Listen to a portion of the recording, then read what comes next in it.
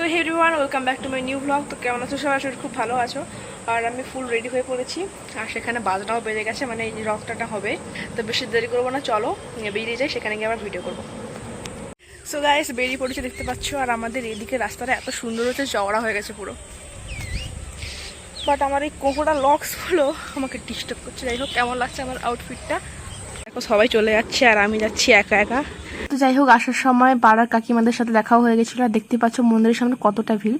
আর এই মন্দিরটা এত সুন্দরভাবে সাজানো হয়েছে, মানে সকাল থেকেই সাজানো হয় ফুল টুল দিয়ে। আর এই যে দেখতে পাচ্ছ সামনে 3টে রথ, আর বাজনা পার্টিও চলে এসছে এখানে। বাজনা পার্টির আওয়াজ শুনেই আমি জলদি করে এলাম। তো যাই হোক, আর এখানেই শুরু হয়ে গেছে। এবার জগন্নাথ মন্দির থেকে জগন্নাথ বেরাবে, জগন্নাথ, বলরাম, সুভদ্রা। তো এই যে সোনার ঝাঁটা নিয়ে যাচ্ছে আশিদা মহাশয়।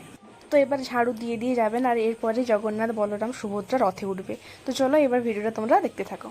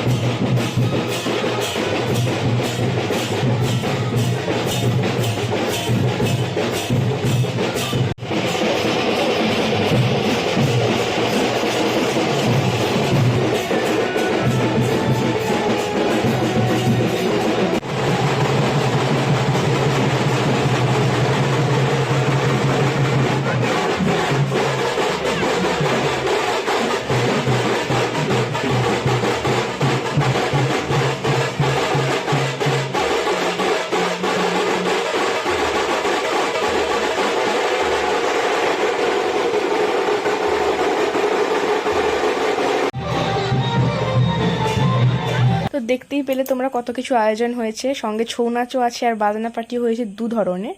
তো যাই হোক, এবার রথ টানা হবে, তো তোমরা পরপর দেখতে থাকো। আর এবছর নতুনত্ব কিছু হয়েছিল, এই যে মাসিরাও এসেছিল। তো তোমরা পুরো ব্লগটা দেখো, দিলেই বুঝতে পারবে। আর যে দেখতে পাচ্ছ আমার সঙ্গে আমার 2 দিদা, মানে আমার নিজের দিদা আছে, আমার মার কাকিমা একজন আছে, আর পাড়ার তো এমনি বৌদিরাও আছে। যাই হোক, তো আমার কোনো বান্ধবী আর ফ্রেন্ডরাও কেউ আসেনি, শুধুমাত্র আমার পাড়ার কাকিমারা এসেছিলো।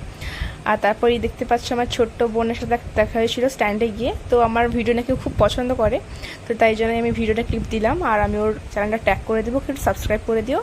তো যাই হোক, এ এসেছিল সেলফি তুলতে, আমারও খুব ভালো লাগলো, মানে ফার্স্ট টাইম কেউ মানে ফ্যান এলো আর কি।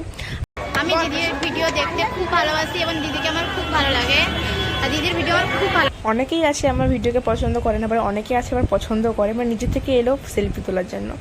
তো যাই হোক, আমরা একটুখানি অপেক্ষা করছিলাম এই স্ট্যান্ডে, রথ এলে আমরা একসাথে ঘুরবো আর কি, তারপর জগন্নাথ মন্দিরে যাব।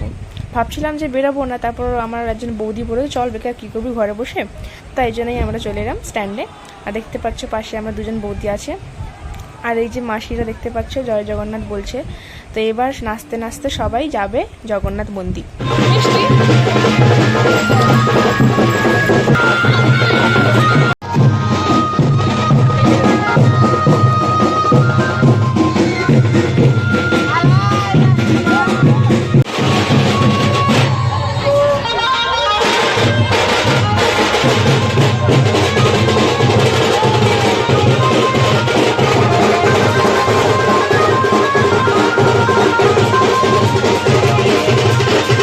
যাই হোক, দেখতেই পেলে কতটা ভিড় হয়েছিল। তো এই ভিড়ের মধ্যে দিয়ে জগন্নাথ ঠাকুরও পৌঁছে গেল মাসির বাড়িতে।